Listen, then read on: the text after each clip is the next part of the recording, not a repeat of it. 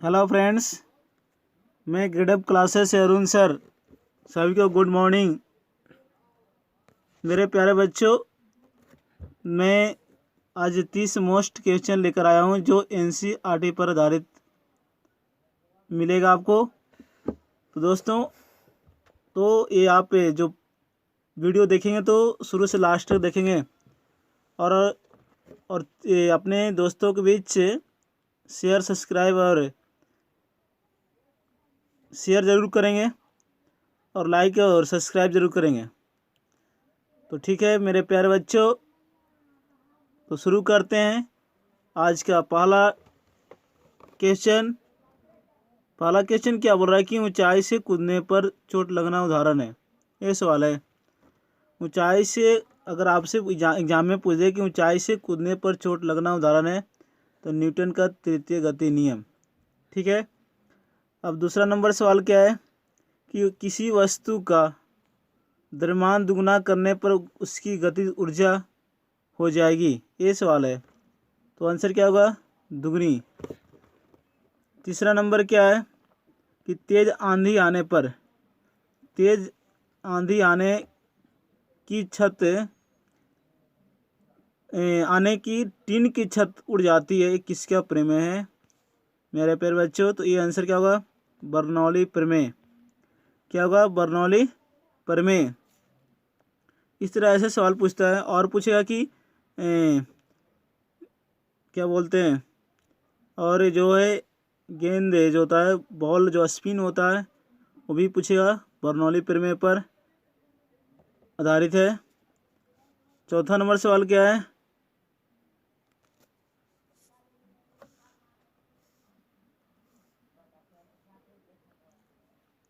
चौथा नंबर सवाल है कि वेंटूरी आधारित है। ये सवाल है कि वेंटूरी आधारित है तो बर्नौली प्रमेय पर। किस पे आधारित है? बर्नौली प्रमेय। पांचवा नंबर क्या बोल रहा है कि द्रव की श्यानता मापने में उपयोग किया जाता है। ये आंसर होगा आपका स्टोक्स का नियम मेरे प्यारे बच्चों, स्टोक्स का नियम। छठा क्या बोल रहा है कि सरल आवर्त गति करने वाला कण जब अपनी माध्यमान स्थिति से गुजरता है उसका त्वरण होता है। ये सवाल है कि सरल आवर्त गति करने वाला कण जब अपनी माध्यम से स्थिति से गुजरता है तो उसका त्वरण होता है क्या होता है? शून्य होता है। क्या होता है? शून्य। और नहीं, नेक्स्ट चलेंगे। 7वां नंबर सवाल क्या बोल रहा है? 7वां नंबर बोला कि साधारण बातचीत करने में ध्वनि का स्रोत होता है। तो 30 से 40 डेसिबल। कितना? 30 से 40 डेसिबल। और ज़ोर से बोलेगा तो 50 से 60 डेसिबल। कितना? 50 से 60। ज़ोर से पूछने पर, आपसे पूछे परीक्षा में तो ज़ोर से, तो 50 से 60। और साधारण बातचीत पूछेगा तो 30 से 40। नेक्स्ट क्या बोला है? 8वां नंबर कि वायु में 1 डिग्री सेल्सियस ताप बढ़ने पर ध्वनि की चाल बढ़ जाती है। वायु में 1 डिग्री सेल्सियस ताप बढ़ने पर ध्वनि की चाल बढ़ जाती है। तो ये आंसर आपका 0.61 मीटर प्रति सेकेंड। 0.61 मीटर प्रति सेकेंड। 9वां नंबर क्या बोल रहा है? 1 कैलोरी बराबर होता है। क्या पूछ रहा है? 1 कैलोरी बराबर होता है 4.186 जूल होता है। 4.186 जूल 1 कैलोरी बराबर होता है। नेक्स्ट क्या बोल रहा है? 10वां नंबर सवाल। 10वां सवाल बोल रहा है कि 10वां नंबर कि सोलर कुकर में किस दर्पण का उपयोग किया जाता है? तो आंसर क्या हुआ? अवतल दर्पण। और पूछ दे, आँख, नाक, कान, गला जो डॉक्टर इस्तेमाल करता है देखने के लिए, वो अवतल दर्पण का प्रयोग करता है मेरे प्यारे बच्चों। आप देखेंगे 11वां नंबर क्या बोल रहा है कि किसी वस्तु का समतल दर्पण में पूर्ण प्रतिबिंब देखने के लिए दर्पण की लंबाई वस्तु की लंबाई से कम होना, वस्तु की लंबाई की कम से कम होनी चाहिए सवाल है। तो क्या होना चाहिए? आधी होनी चाहिए। किसी वस्तु का समतल दर्पण में पूर्ण प्रतिबिंब देखने के लिए दर्पण की लंबाई वस्तु की लंबाई की कम से कम होनी चाहिए आधी। भी मोस्ट आंसर सवाल बहुत पूछते रहता है मेरे प्यारे बच्चों। अब 12वां नंबर क्या बोल रहा है कि 12 नंबर क्वेश्चन, किसके कारण कालिक से पोता हुआ गोला चमकता है? तो आंसर होगा पूर्ण आंतरिक परावर्तन। किसके कारण कालिक से पोता हुआ गोला चमकता है? तो पूर्ण आंतरिक परावर्तन। हीरा चमकता है, पूर्ण आंतरिक परावर्तन। शीशे में दरार आती है, पूर्ण आंतरिक परावर्तन। मरीचिका बनने का कारण क्या है? तो पूर्ण आंतरिक परावर्तन। इस तरह ऐसे याद रखेंगे मेरे प्यारे बच्चों। अब मेरे नेक्स्ट चलेंगे। 13वां सवाल क्या बोल रहा है आपका? 13 नंबर बोला, किसने 1666 ईस्वी में पाया कि भिन्न भिन्न रंग भिन्न भिन्न कोणों से विक्षेपित होती है? किसने 1666 ईस्वी में पाया कि भिन्न भिन्न रंग भिन्न भिन्न कोणों से विक्षेपित होती है? तो आंसर क्या हुआ? न्यूटन। क्या हुआ आंसर? न्यूटन ने ये किया था। थोड़ा सा यहाँ पे भिन्न भिन्न थोड़ा सा देख लेंगे, बाय मिस्टेक प्रिंट हुआ है थोड़ा सा। और 14 नंबर क्या बोला कि यदि किसी दर्पण को थीटा घुमाया जाए तो परावर्तित किरण का घूर्णन होगा। यदि किसी दर्पण को थीटा घुमाया जाए तो परावर्तित किरण का घूर्णन होगा 2 थीटा। कितना होगा? 2 थीटा होगा।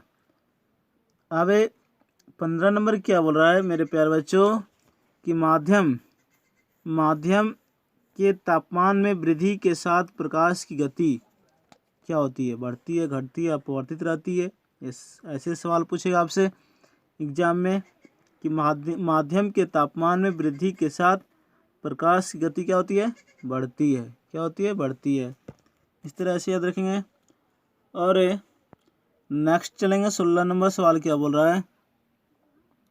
16 नंबर बोल रहा है कि जिस तत्व के परमाणु में 2 प्रोटॉन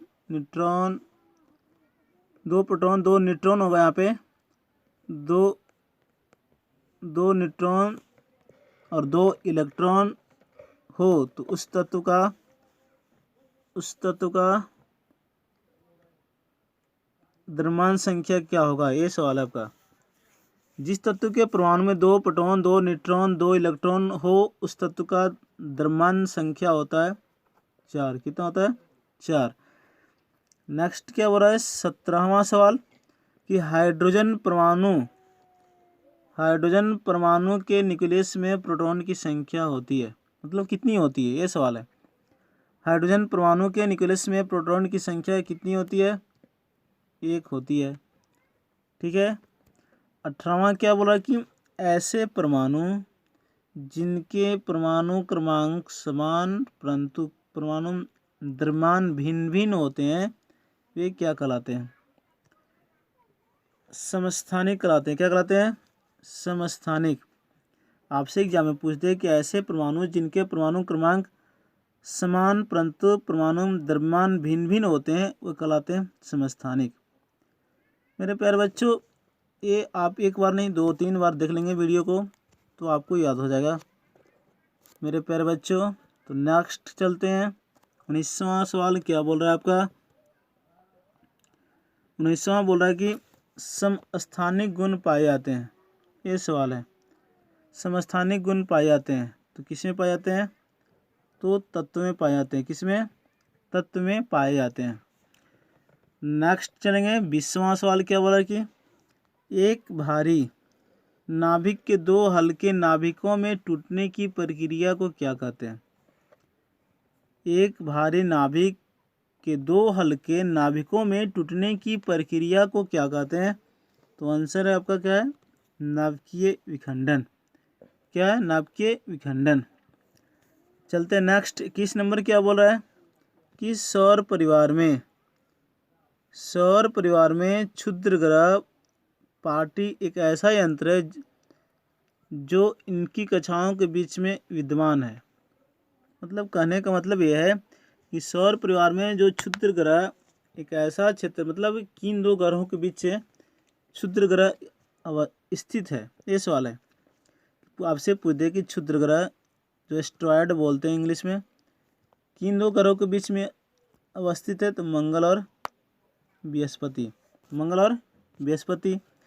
क्षुद्र ग्रह पूछ दे किसकी परिक्रमा करती है, तो सूर्य की परिक्रमा करती है। किसकी? सूर्य की परिक्रमा करती है। और क्षुद्र ग्रह की परिभाषा पूछ दे कि जो मंगल और बृहस्पति के बीच में छोटे छोटे आकाशीय पिंड जो दिखाई देते हैं उसको बोलते हैं क्षुद्र ग्रह। ठीक है, क्लियर है। 22वां चलेंगे हम लोग। नेक्स्ट सवाल 22वां क्या बोल रहा है कि पेरिस स्थित अंतर्राष्ट्रीय खगोलीय संघ के माइनर IAU प्लेनेट सेंटर ने प्लूटो को नया दिया था नाम, मतलब क्या नाम दिया? प्लूटो जो बौने ग्रह में शामिल किया गया प्लूटो को, याद रखेंगे। पेरिस स्थित अंतर्राष्ट्रीय खगोलीय संघ के माइनर IAU प्लेनेट सेंटर ने प्लूटो को नाम दिया 13 यानी 134340। क्या नाम दिया? 134340। आपको मालूम है कि जो सौर परिवार में 9 ग्रह, जो अब 8 ग्रह हैं, 9 ग्रहों को हटा दिया गया जो प्लूटो है। क्लियर है। नेक्स्ट चलेंगे 23वां से। क्या बोला? एक खगोलीय इकाई के बीच की औसत दूरी। एक खगोलीय इकाई किसके बीच की दूरी होती है, सवाल है। तो पृथ्वी और सूर्य के बीच को खगोलीय इकाई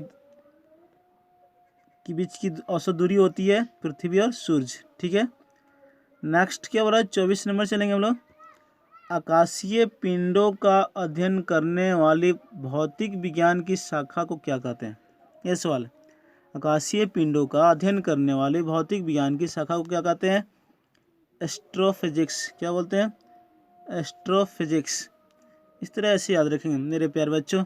मैं आज डिस्कशन नहीं कर पा रहा हूँ, मैं केवल आपका बताते जा रहा हूँ। नेक्स्ट चलेंगे। नेक्स्ट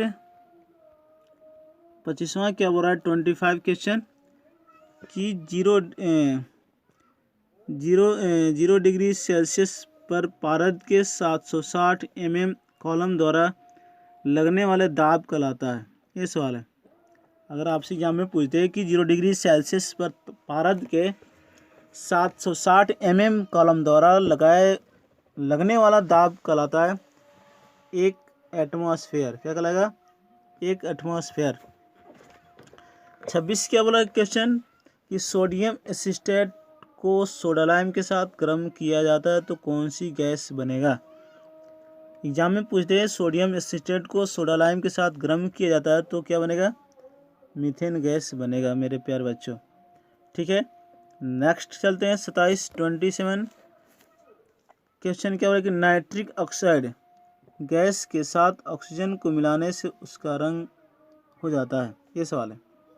नाइट्रिक ऑक्साइड गैस के साथ ऑक्सीजन को मिलाने से उनका रंग क्या होगा? भूरा हो जाएगा। क्या हो जाएगा? भूरा। ठीक है।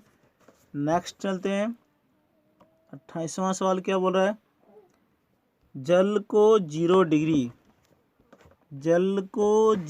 डिग्री सेल्सियस से 10 डिग्री सेल्सियस तक गर्म किया जाता है तो उसके आयतन पर प्रभाव क्या पड़ेगा?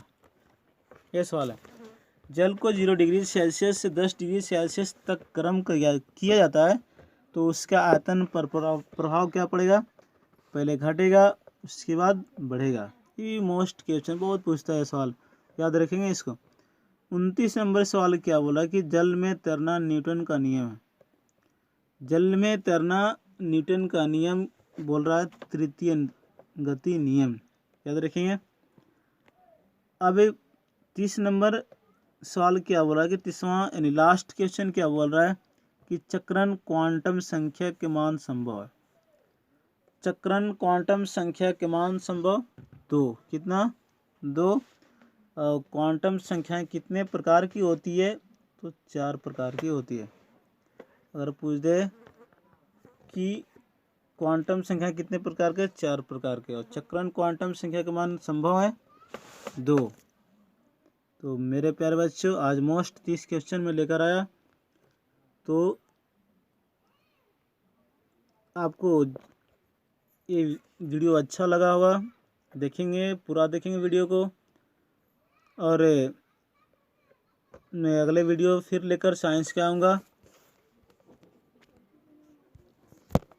तो इस तरह ऐसे याद रखेंगे मेरे प्यारे बच्चों। तो आप मेरे चैनल को ज़रूर सब्सक्राइब करेंगे, प्लीज़ सब्सक्राइब करेंगे, और लाइक और शेयर ज़रूर करेंगे, और मेरे प्यारे बच्चों अपने दोस्तों के बीच शेयर ज़रूर करेंगे। तो बस आज का वीडियो इतना ही। जय हिंद, जय भारत, जय ग्रेड अप क्लासेज।